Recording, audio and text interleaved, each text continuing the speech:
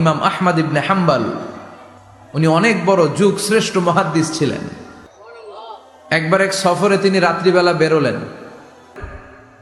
হাদিস সংগ্রহের সফর। পথিমধ্যে এক মসজিদে মাগরিবের নামাজ পড়লেন, এশার নামাজ পড়লেন। প্রচন্ড শীত, তিনি ভাবলেন আজকের রাতটা মসজিদেই কাটায় দেয়, ফজরের সালাত পড়ে তারপরে বেরোবো। ব্যাগ থেকে কাঁথা বের করে তিনি শুয়ে পড়লেন। কিন্তু মসজিদের দারোয়ান এসে বলে, মসজিদে তো থাকা যাবে না, আপনি বের হন। ইমাম আহমদ ইবনে হাম্বল বললেন, আমি বৃদ্ধ মানুষ, প্রচন্ড শীত, কই যাব? আমি ফজরেরও মুসল্লি, ফজর নামাজ এই মসজিদে পড়বো, আমার এই বাজান তুমি থাকতে দাও। দারোয়ান বলেন, নো, থাকা যাবে না, মসজিদে থাকা যাবে না, বের হন, না হলে গাঠটি সহ বের করে দেব। তো দারোয়ানের সাথে সুবিধা করতে না পেরে ইমাম আহমদ ইবনে হাম্বল ব্যাগ নিয়ে বেরোয় গেলেন। প্রচন্ড শীত, কাঁপছেন। হঠাৎ দেখে সামনে এক বাজার, ওই বাজারে এক খাব্বাজ বসে আছে। খাব্বাজ মানে রুটি বিক্রেতা, খাব্বাজ মানে যুবক, একজন রুটি বিক্রেতা, রুটি বিক্রি করে। যে যুবককে সালাম দিলেন, আসসালামু আলাইকুম। যুবক পড়লো, আলাইকুম আসসালাম। ইমাম আহমদ ইবনে হাম্বল বলল, যুবক, আমি মুসাফির মানুষ, থাকার জায়গা নাই, প্রচন্ড শীত। এই যে তুমি চুলার মধ্যে উনুনে রুটি বানাচ্ছ, আমি যদি তোমার চুলার পাশে বসে রাতটা কাটাই, তোমার কোনো সমস্যা হবে? যুবক বলেন, নো, কোনো সমস্যা নাই। আহলান ওয়া সাহলান ওয়া মারহাবান বিক, খোশ আমদেদ, সুস্বাগতম, আসেন। আপনি আমার চুলার পাশে বসে আগুন পোয়ালে আমার সমস্যা কি? আসেন, আসেন, বসেন, আপনি মুরব্বী মানুষ। ইমাম আহমদ ইবনে হাম্বল আল্লাহ শুকরিয়া করে চুলার পাশে বসে শীতের রাতে চুলা থেকে তাপ নিচ্ছেন, আগুন পোহাচ্ছেন।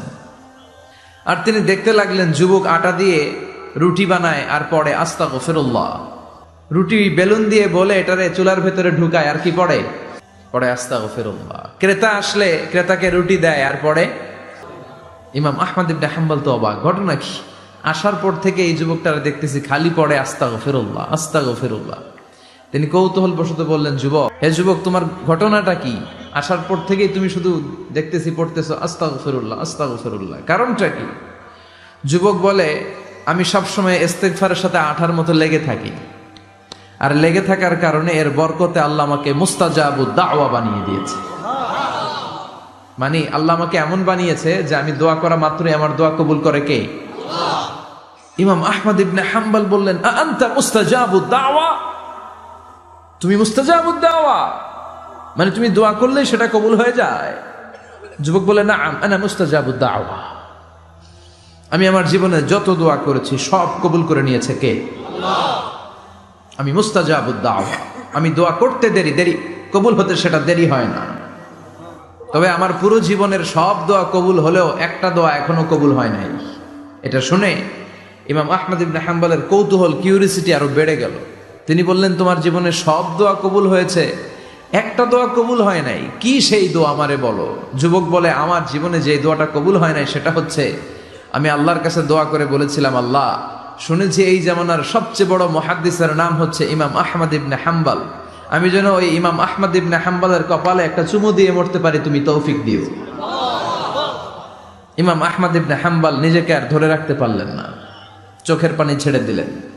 যুবককে জড়িয়ে ধরলেন আর বললেন, ইয়া শাব, আহমদ ইবনে হাম্বলের কপালে চুমু দেওয়ার জন্য আহমদ ইবনে হাম্বলের দরবারে তোমার যাওয়ার দরকার নাই, আহমদ ইবনে হাম্বল নিজেই তোমার দরবারে ছুটে এসেছে। আনাল আহমদ ইবনে হাম্বল, আমি নিজেই আহমদ ইবনে হাম্বল। চিল্লায় পড়েন আল্লাহু আকবার।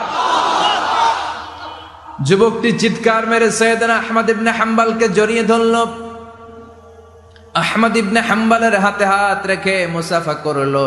আহমদ ইবনে হাম্বলের কপালে একটা চুমু এঁকে দিল আর বলল, ইয়া আহমদ ইবনে হাম্বল, এই ইস্তেগফারের কারণে আমার জীবনের সব দোয়াই কবুল হয়ে গিয়েছে।